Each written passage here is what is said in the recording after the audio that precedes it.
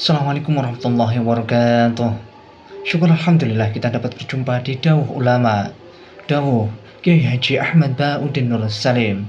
Semoga apa yang disampaikan oleh beliau dapat bermanfaat dan berkah untuk kita semua. Amin, amin, ya rabbal alamin. Assalamualaikum warahmatullahi wabarakatuh.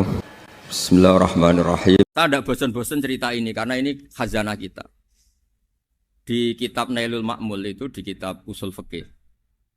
Saya berkali-kali cerita ini karena ini untuk menunjukkan bahwa Quran itu liqaumi ya'qilun, liqaumi yatafakkarun. Ada seorang kiai, seorang ustadz, kiai dulu. Kiai dulu itu ya memang orang soleh, alim terus jadi kiai. Kalau kiai sekarang tuh macam-macam, nganggur terus ingin jadi kiai. Terus daftar gitu. Ada lowongan di yayasan masuk ingin jadi ustadz karena dengar ada gajinya. Dulu tidak ada seperti itu, udah.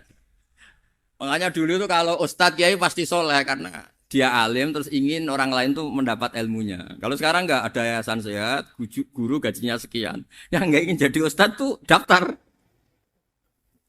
karena ada gaji. Apalagi ada kabar, ada gaji, ada mes, ada wah yang daftar banyak. Tapi mentalnya ada kiai sebetulnya. Ya kalau sama tanya itu baik dah Gus, ya setengah baik. Ya maksudnya setengah baik ya ada baik ngajar itu kan baik. Tapi setengah saja karena motifnya itu nyari gaji bukan ingin mencerdaskan umatnya Rasulullah SAW. Itu Imam Amudi itu guru matematika. Saya nggak bosan-bosan cerita ini. Guru matematika. Muridnya sampai takut ini masuk surga ndak. Kiai kok tidak ngajarin istighosa atau tahlil malah ngajarin apa? Matematika. Beliau meninggal terus muridnya tanya, "Ma fa'alallahu bik?" Kira-kira gitu. Apa yang dilakukan Allah? Allah nyambut Anda gimana? Terus kata Imam Amudi, "Bagus saya disuruh ngajar malaikat." Karena malaikat kan tidak pernah kayak anak beki gini ngaji gini. Malaikat itu tidak pernah ngaji, dia iman saja karena tahu surga, tahu neraka terus iman gitu aja. Jadi imannya malaikat tuh enggak keren kita. Imannya loh ya. Loh itu yang ngendikan Nabi loh, tidak saya. Nabi pernah tanya sama sahabat, iman yang paling keren siapa? Jawabannya sahabat malaikat. Ya enggak, karuan malaikat iman. Dia yang tahu surga neraka, tahu segalanya masa ada iman? Ya pasti iman lah katanya. Terus ya para sahabat engkau iman ya wajar kan menangi saya, nemuin saya. Yang hebat itu orang-orang yang tidak melihat saya, tidak saya didik tapi tetap iman. Karena dididik akal, ya tadi dididik Quran, apa dididik Quran. Sama siapa? Teks bahasa Arabnya masang. Terus Imam Amudi kata Allah, suruh dia ngajarin para malaikat cara menemukan saya. Malaikat dikumpulin, terus Imam Amudi disuruh ngajar. Sama singkat kata-katanya Allah di mimpi itu. Istadilla ala wahdaniyati. Di hadrati malaikati, tolong ajarkan cara menemukan saya padahal Anda ini manusia yang tidak melihat saya. Anda di Jakarta kan lihatnya gedung-gedung. Paling jadi khayal, terus nikmat lah. Anda ikut punya tapi ikut nikmati. Itu orang desa-desa kalau ke Jakarta itu pokrol. Wah di Jakarta itu gedungnya tinggi-tinggi. Tidak kayak kampung sini. Lu udah ikut punya, ikut bangga. Di Jakarta orangnya cantik-cantik. Tidak kayak orang sini. Padahal dia ya tidak dapat orang cantik. Gitu. Jadi Allah itu saking pinternya. Miskin-miskin ya bisa berkhayal dan bahagia. Nah, itu alhamdulillah betul. Akhirnya itu apa ini anak-anak begini saya tak niati ngajar standar anak-anak akademik. Terus pertama yang diajarkan hanya bilang gini, sama siapa teknya? Ya malaikat wahai para malaikat. Terus beliau bilang, nisbatus naini wassalasah ila malanihayatalahu nisbatul far'i ilal asli. Angka itu jumlahnya berapapun 2, 3 sampai triliunan. Semuanya itu nisbatul far'i ilal asli. Bin nisbat ilal wahid nisbatul far'i ilal asli. Angka 2 ya cabangnya 1, 3 ya cabangnya 1, 1 triliun ya cabangnya 1. Tetap yang asal usul adalah angka 1. Itu nangis semua malaikat. Cara Jawa itu mandekman kowe iman kaya imanku. Makanya imannya umat Rasulullah SAW itu PD-nya yakinnya kayak imannya malaikat. Kalau Tuhan itu 1. Karena angka enggak bisa dimulai kecuali dengan angka 1. Makanya nisbatus naini wassalasah ila malani hayatalahu iku nisbatul far'i ilal asli. Semuanya itu nisbatnya cabang ke induk. Berarti semua alam raya ini tetap asal usulnya satu, yaitu qul huwallahu ahad. Nah, itu namanya akal. Umatnya Rasulullah itu ditinggali mukjizat akal lewat panduan Quran, sehingga meskipun kita tidak menangi Rasulullah, tidak menangi sahabat, kita tidak tahu malaikat Jibril, tapi cara iman kita ini tidak kalah keren. Yakin, hakul, yakin. Terus kedua, gambar. Kamu gambar rumah, gambar hewan, gambar apa saja, mesti dimulai satu titik. Entah gambar kamu bagus, entah jelek, tetap dimulai satu titik. Nah, titik ini namanya nuqtatul wujud. Semua alam raya dimulai dari satu titik, yaitu nuqtatil wujud. Makanya Quran dimulai bismillah, dan bismillah itu dipilih sama Allah pakai pertama ba itu ada titik. Itu kata semua ulama. Itu titik itu singkatan dari bi kana makana wa bi yakunu mayakun. Karena saya semuanya ada. Bi itu karena saya. Jadi makanya santri-santri beki tidak usah bayangkan kamu jadi wali terus bisa terbang ke Mekah, tidak usah. Kalau terbang ke Mekah ya sudah umroh aja bayar. Kalau enggak ya maklaran KBH atau apa. Pokoknya cari gratis. Ya gratis kan ya. Dapat orang 10 gratis satu. Terus orang enggak umroh-umroh dirayu-rayu supaya umroh. Repot. Itu pelanggaran fikih itu. Kalau orang punya utang itu wajibnya nyaur utang dulu gitu. Wah, repot. Saya itu juga sering bingung di kampung-kampung. Gus sama umroh. Kenapa? Dapat gratisan. Minta uang saja buat nyaur utang. Enggak boleh. Wah, secara fikih yang wajib itu nyaur utang bukan umroh. Enggak boleh Gus diminta uang, enggak boleh, harus umroh. Udah gitu saya ini bingung Gus mau umroh. Enggak nikmati. Kenapa? Disuruh ngajar Gus. Repot semua kalau ibadah mergawe ya gini bingung semua. Ya saya mohon anak-anak BK semuanya yang seneng Quran itu harus seneng sampai kayak saya sehingga tahu mencari Tuhan dengan cara tauhid yang berbasis akal. Itu sedzahir imannya malaikat. Jika di klasmen iman itu manusia ulul ilmi, kita-kita yang nekuni ilmu itu nomor 1 prakteknya.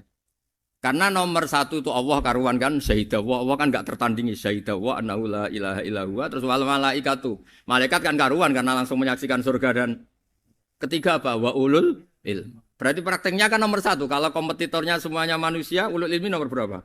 1 kan? Nah nomor 3 kan dari Allah, malaikat, ulul ilm. Berarti kalau kompetisinya antar manusia nomor berapa? 1 kan? Nah kenapa ulul ilmi di nomor 3 kan tapi dari Allah, malaikat, ulul. Kerennya kayak apa? Karena cara iman ulul ilmi itu enggak ada ragunya sama sekali. Kamu ragu enggak kalau 2 itu cabang dari 1, asal-usulnya 1? Enggak pernah kan ragu kan? Semua gambar seruat apapun dimulai dari 1 titik. Ragu enggak? Enggak kan? Nah imannya umatnya Nabi karena dipandu oleh Quran itu seyakin itu. Sehakul yakin itu. Nah itu terus Jubair bin itu jadi iman. Am khuliqu min ghairi syai'in am humul khaliq. Terus kata Allah lagi, kalau kamu tidak percaya saya yang bikin langit bumi ya gampang dong. Kamu saja yang ngomong kalau kamu yang bikin. Paling orang sepakat kamu stres. Terus hanya ayat gitu, am khalaqus samawati wal ard. Kalau kamu tidak yakin Allah yang bikin ya silakan Anda klaim saja kalau kamu yang bikin langit bumi. Bala yuqinun. Kamu juga enggak mau kan dibilang stres. Ya, niki ngaji ilmu dulu, nanti bagian terakhir ijazah. Bismillahirrahmanirrahim. Ini riwayatul Bukhari. Haddatsana Abdullah bin Yusuf, haddatsana Les, haddatsana Sa'id al-Maqburi an Nabi Hurairah radhiyallahu anhu qala Nabi sallallahu alaihi wasallam. Ma minal anbiya'i nabiyyun illa qad u'tiya minal ayat ma mithluhu amana alaihil bashar. Wa innama kana alladhi utituhu wahyan awhahu wa ilayya fa arju an akuna aktsarahum tabi'an yaumal qiyamah. Dadas kita tahu semua nabi itu punya mukjizat. Ya, semua nabi itu punya apa? Mukjizat. Mukjizat itu hal yang luar biasa yang memastikan manusia itu tidak bisa menyainginya atau menandinginya. Dan rata-rata mukjizat nabi dulu itu fisik. Misalnya ontanya Nabi Soleh itu kan onta tapi keluar dari batu, itu kan aneh. Aneh sekali. Atau tongkat Nabi Musa bisa simsalabim mengeringkan laut apa? Merah.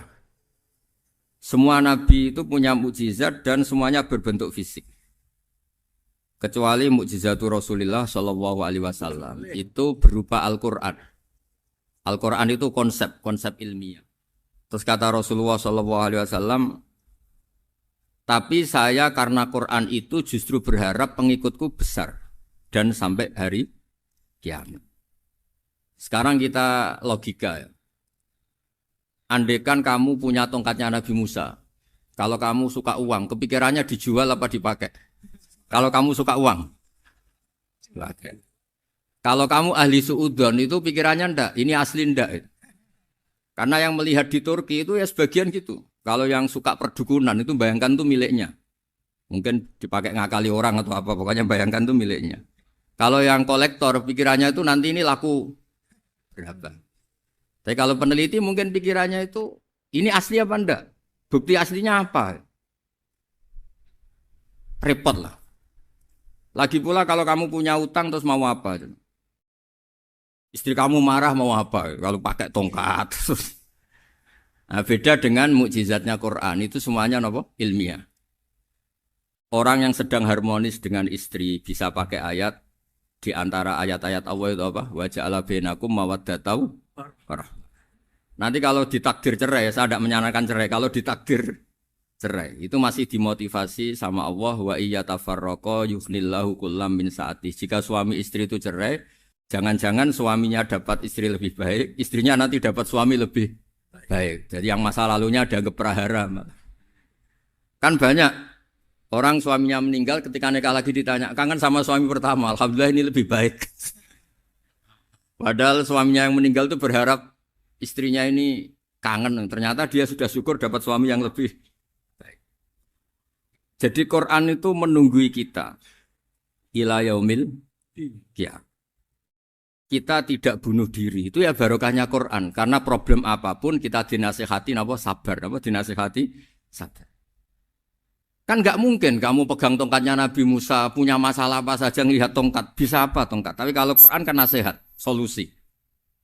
Makanya Nabi berharap dengan Quran ini, saya berharap pengaruh saya, pengikut saya terbanyak ila yaumil qiyamah. Terus beliau dikomentari begini sama, ini Fathul Bari, sarahnya Bukhari. Al-muradu anna mu'jizatil anbiya inqaradat binqiradi a'sorihim. Falam yusyahidha illa man hadaraha. Problem mukjizat nabi-nabi dulu itu kan fisik. Sehingga yang tahu kalau Nabi Soleh punya unta yang ajaib, itu yang tahu ya hanya yang hadir saat itu. Yang tahu kalau tongkat Nabi Musa bertuah, itu juga yang tahu hanya yang hadir saat itu. Selebihnya tahu tongkat ya di museum. Tapi kalau Quran menjadi solusi, menjadi panduan, menjadi pegangan itu ila yaumil qiyamah. Kita beri contoh ya, Quran panduan yang paling gampang misalnya begini. Dulu ini cerita ya. Dulu itu ada orang kafir cerdas namanya Jubair bin Mut'im. Itu saking pinternya dia, pinter juga tokoh. Itu sebagai delegasi pembebasan Asra Badrin. Jadi tawanan-tawanan perang Badar itu mulai dulu ya ada negosiasi mau dibebaskan. Terus orang-orang kafir ini menugaskan namanya Jubair bin siapa? Mut'im. Ini ada di Bukhari. Karena ini ngaji di Jakarta. Kalau orang nggak tahu hadis juga tanya ini sahih ndak gitu. Wong nggak tahu kok tanya itu aneh. Padahal kalau dibodoni itu ya nggak tahu. Tapi ya tetap tanya, hadisnya ini sahih ndak? Ini kata kiai apa kata nabi ini ya ribet. Memangnya kata nabi kamu dengar kan ya lewat kiai. Memang. Setelah itu Jubair itu datang ke Medina. Dengerin, datang ke mana? Medina. Kemudian dengar Nabi baca Wattur pas sholat maghrib. Jubair karena Nabi dulu gak ada hotel, gak ada pondok ya. Pondoknya Nabi hanya sufah itu. Nabi baca maghrib, bukan diskusi, bukan debat. Baca Wattur wa kitabi mastur firrokim mansur wal baitil ma'mur wasaqufil marfu wal bakhril masjur. Terus. Kemudian sampai pada titik ayat am khuliqu min ghairi syai'in. Masa manusia atau alam raya yang maujudat, yang nyata, yang wujud nyata. Kemudian asal-usulnya itu ketiadaan. Ini kan hadhil alam maujud. Alam ini kan nyata. Masa sesuatu yang nyata, penciptanya itu tidak nyata. Jadi nggak mungkin ada faham nihilisme. Kalau faham nihilisme berarti melahirkan teori begini. Al-adamu yakhluqu maujudan. Sesuatu yang tidak ada, menciptakan yang itu kan akal nggak bisa nerima. Kalau sesuatu ini ada, penciptanya pasti ada. Terus akhirnya Jubair bin Mut'im itu simpuh di depan Rasulullah terus bilang, "Ya Muhammad, kada qalbi ayatir." Hampir saja hati saya terbang. Kalau riwayatnya Imam Ahmad, faka'an nama sudi qalbi, hati saya dihancur. Semua teori yang saya bawa untuk ngelawan kamu sekarang luluh semua, hancur semua.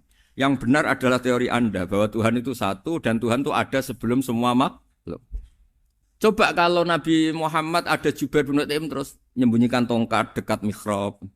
Terus dilihat ini apa. Paling pikirannya ini dari kayu apa. Terus yang bentuk tongkat itu tukang pemahatnya siapa. Kok kurang keren kalau di Blitar gimana ya. Kan malah panjang. Kira-kira kalau mukjizat itu dari tongkat itu malah panjang. Panjang lah pokoknya. Panjang. Lagi pula kamu coba kan nggak ngarah mandi. Itu yang mandi kan nabinya bukan tongkatnya. Coba tongkatnya Nabi Musa coba anak-anak beki itu. Dipakai mukul kucing aja tidak mesti mati itu. Jadi nggak jelas mukjizat-mukjizat seperti itu nggak. Tapi kalau Quran menunggui sampai saking hebatnya Quran, teori rasionalitas, soal kampanye di mana-mana. Tingkat validitas, tingkat kebenaran Quran. Itu bahkan bisa diuji tanpa membuktikan. Tanpa apa? Cukup pakai akal. Ya terus saya teruskan. Fala yamurru terus al-murad anna mu'jizatil anbiya in qaradat bin qidari asaim wa mu'jizatul Qur'an mustamirratun ila yaumil qiyamah. Wa kharquhu lil adat fi uslubihi wa balaghatihi wa ikhbarihi bil mawhibat. Terus kata ini yang ngarang Fathul Bari sarahnya Imam Bukhari. Fala yamurru asrun minal a'sar illa wa yadharu fihi shay'un mimma akhbaru bi annahu sayakun yadullu ala sihhati da'wahu. Wa hadza aqwal muhtamilat. Wa takmiluhu fil ladzi ba'da. Wa qilani ya. Anal al makna anal mukjizat al madiyah kanat khissiyatan tusyahadu bil absar kana qati soleh wa asa Musa. Mukjizatnya nabi-nabi dulu itu hanya penyembuh, hanya pelengkap, hanya nuruti keinginan mata. Seperti dahsyatnya apa? Laut Merah di sebelah apa dipukul sama tongkatnya Nabi siapa? Itu semuanya itu hanya memanjakan mata. Urusan mata. Terus wow itu. Tapi kalau mukjizatnya Nabi Muhammad itu berdasar akal. Maksudnya berdasar akal nih dengerin ya. Dengerin betul. Ketika Laut Merah terus tersibak kan wow itu keren kan? Terus kita bilang menyimpulkan, wah kita tidak akan mampu. Itu bodoh sekali kesimpulan kita tidak akan mampu. Meskipun bikin nyamuk Anda juga tidak mampu. Loh untuk memutuskan tidak mampu saja kok sampai pertunjukan seperti itu tuh laopo, cek goblok gitu.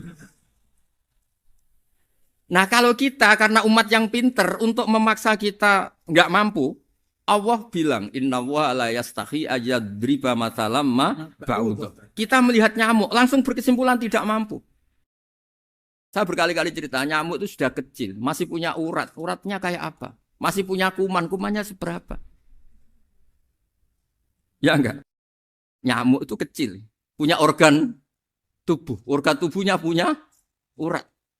Itu kalau kamu pinter, antara tongkatnya Nabi Musa menyibak Laut Merah sama nyamuk itu sama-sama berkesimpulan melahirkan satu faham bahwa kita tidak.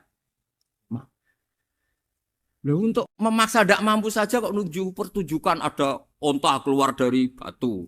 Nakotu soleh, ada tongkat yang bisa mengeringkan laut. Cik goblok ya. Lah kita alhamdulillah ada jenis goblok yang seperti ini. Untuk ikrar bahwa Allah itu hebat ala kulli syai'in, cukup lihat nyamuk. Kagum kan? Sudah tidak usah bikin hidup. Saya berkali-kali mencontohkan. Para pemahat tak suruh bikin patung gajah itu mampu. Tak suruh bikin patung nyamuk kalau bisa. Nyari materi dari apa? Gampang mana bikin patung gajah sama patung nyamuk? Gajah, makanya Allah bikinnya contoh itu untuk ijaz itu pakai nyamuk bukan pakai gajah. Itu kalau ustadz-ustadz yang agak jorok malah contohnya nyamuk Gus. Itu kecil. Itu kayak apa? Di dalamnya dia hamil. Itu anaknya kecil lagi, telurnya kecil lagi itu gimana itu cara bikin itu? Makanya di sini ini ada kitab Itqon, itu komentarnya itu lucu. Ini kitab Al-Itqon karangannya Imam Suyuti. Ini persis komentar saya tadi yang kata Imam Suyuti, pengarang kitab Itqon. Wa ya imma khissiyah wa imma akliyah. Jadi mukjizat itu ada yang fisik, bisa dilihat indra, panca indra, bisa dilihat akal.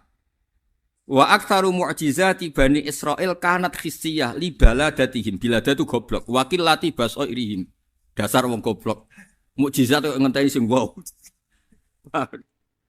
Maksudnya dasar wong untuk ngakui Allah hebat saja kok nunggu halal yang seperti itu. Paham ya? Mergo likil lati napa aklihim.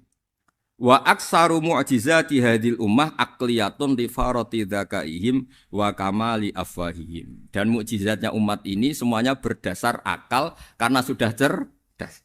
Jadi andaikan kita melihat tongkatnya Nabi Musa menyibak Laut Merah dengan melihat nyamuk, kesimpulan kita sama. Sama-sama wow, sama-sama keren, sama-sama memastikan kita tidak mampu. Makanya terus Quran menerangkan ya wa ma min dabatin fil ardi wala ta'iri yatiru bi janahihi illa umamun amsalukum. Jadi keseharian kita lihat burung kok terbang. Itu sudah ayatun min ayatillah.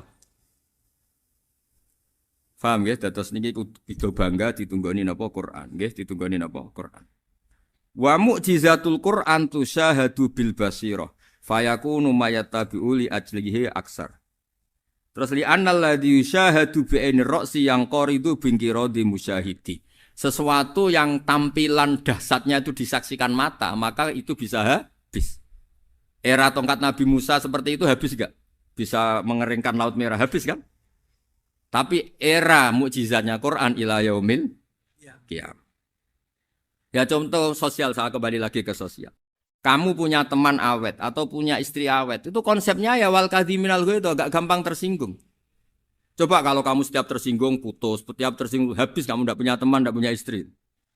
Sampai kita awet seperti ini, kalau kecewa ya wal kadhiminal ghaidh, ngempet. Termasuk saya ini, biasanya ngaji khusus terus baca gini ya kecewa. Tapi barokahnya diwarai Quran wal kadhiminal ghaidh, ngempet Gus, ngempet. Terus kecewa sama teman, kenapa tidak putus? Karena wal afina aninna, sudah kalau kecewa maafkan. Coba kalau kita kecewa presiden demo, kecewa menteri demo, kecewa orang tua minggat. Ya kalau dicari, kalau tidak kan malu. Saya itu punya teman tak tanya, kecewa besar sama bapak itu. Kenapa tidak minggat? Malu. Kenapa malu? Takut gak dicari. Itu orang tuh paling malu itu kalau keluar dari rumah nggak di. Saya punya teman lagi, saya ini takut mati, Gus. Kenapa? Takut istri saya tidak nangis, Gus.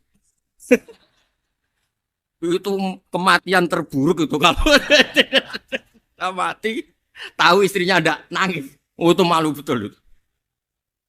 Makanya jangan mati, pokoknya pastikan orang sekeliling ada nangis itu baru berani mati, kalau enggak jangan. Ya jadi mukjizatnya Nabi itu luar biasa. Nah ini terus saya teruskan ya, makanya mukjizat terbesarnya Nabi adalah Al-Quran. Karena Al-Quran itu cerita tentang hukum-hukum akal, cerita tentang logika-logika peradaban. Misalnya logika peradaban, contoh paling gampang. Di Quran itu ada sekian ayat yang Allah cerita peradaban. Misalnya wa ahsinu innallaha yuhibbul muhsinin. Itu dikutip, terus kemudian disimpulkan dalam peradaban. Kata Sayyidina Ali karramallahu wajhah, ngendikannya gampang. Ahsin man syi'ta takun amirah. Kamu berbuat baik saja sama seseorang, maka otomatis kamu akan jadi pemimpinnya. Ada orang nggak tamat SD, nggak tamat papa, gobloknya minta ampun. Tapi karena gaji seorang pakar, oh kamu tak gaji 1 bulan 1 miliar, perusahaan saya jadikan besar. Itu dikongkan ngalor ngidul ya nurut. Hanya karena dia ihsan. Terus wastaghni amman syi'ta takun nadhira. Saya ulang lagi. Wastaghni amman syi'ta takun nadhira. Dan kamu jangan butuh orang lain, siapapun dia, maka kamu akan setara. Misalnya ada menteri orang antri mau salim, tapi kamu tidak butuh, kan tenang saja. Tapi kalau kamu butuh, habis kamu. Ya kan? Kamu tidak butuh seseorang, maka kamu posisinya akan setara. Kamu harus sopan karena punya utang jasa. Kalau nggak punya apa-apa kan setara. Ya enggak? Misalnya kamu jajar rektor atau jajar menteri, jajar apa saja. Kalau kamu tidak punya utang kan, kamu jajar menteri tidak punya utang. Sama jejer satpam tapi punya utang, takut mana?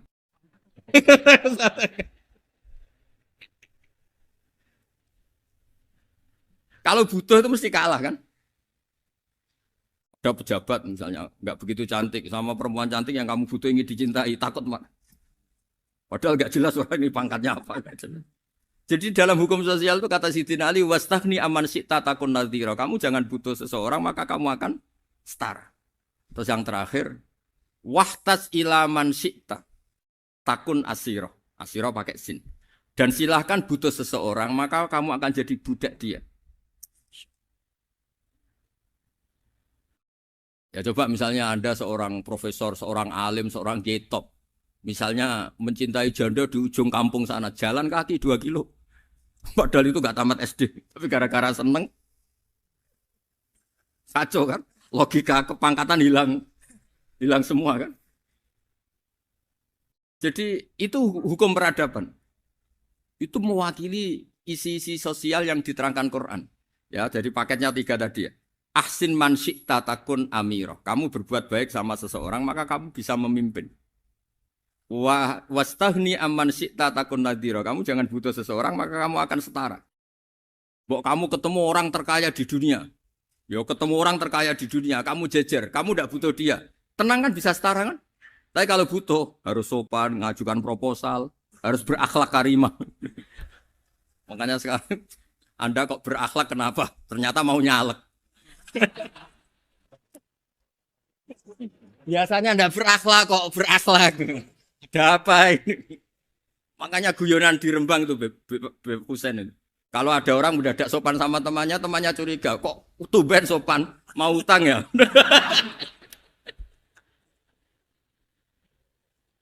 Zaman akhir itu kacau.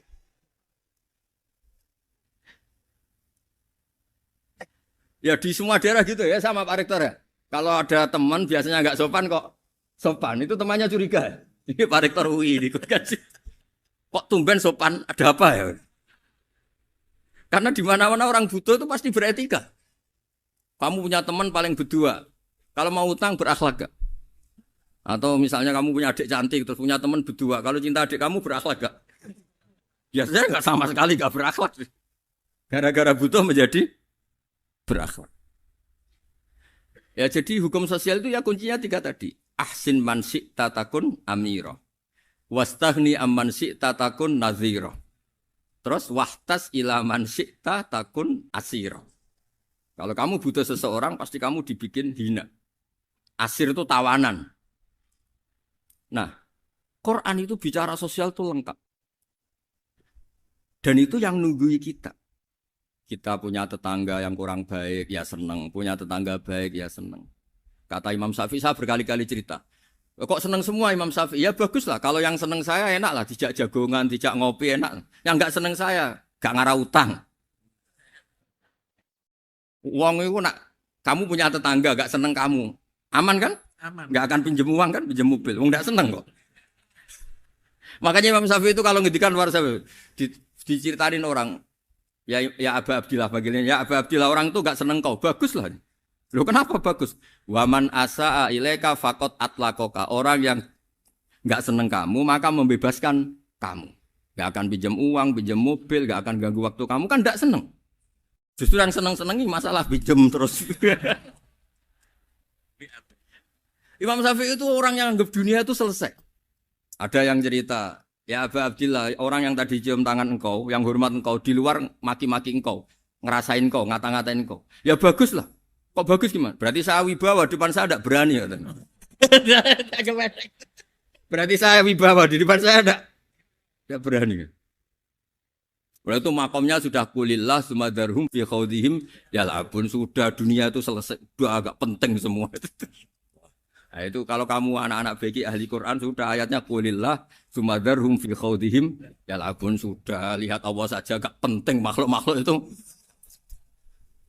Dah makhluk semua agak penting, sepenting Allah. Nah, kita ini ditunggoni mukjizat seperti itu. Bayangkan misalnya kita ditunggoni tongkatnya Nabi Musa. Saya ngajar di sini terus ini tongkat. Terus nanti yang tanya, Gus itu kayu apa, Gus? Nanti yang kolektor tanya itu harganya berapa, Gus? Ruwet apa? Terus yang ahli suudon itu asli gak Gus? Wah. Yang ahli suudon kan mesti tanyanya gitu. Itu asli enggak Gus? Repot-repot pokoknya. Tapi kalau Quran kan jelas. Napa? Sahabat beriman yang dirahmati Allah Subhanahu wa taala. Kiai Haji Ahmad Bauddin Nur Salim yang akrab disapa dengan Gus Bah telah menempatkan dirinya sebagai salah satu ulama paling berpengaruh di Indonesia dan dunia melalui pendekatan dakwah yang moderat dan penuh substansi. Gus Bah tidak hanya menjadi tokoh agama yang dihormati dalam negeri, tetapi juga mendapatkan pengakuan di panggung internasional. Gus Bah lahir di desa Narukan, Kragan, Rembang, Jawa Tengah pada tanggal 29 September 1970. Ayahnya, Kiai Haji Nur Salim Al-Hafidz, adalah pendiri pondok pesantren Tahfidzul Quran yang hingga kini menjadi salah satu pusat pendidikan Al-Quran terkemuka di Indonesia. Gus Bah kecil pun dididik langsung oleh sang ayah untuk menghafalkan Al-Quran beserta tafsirnya.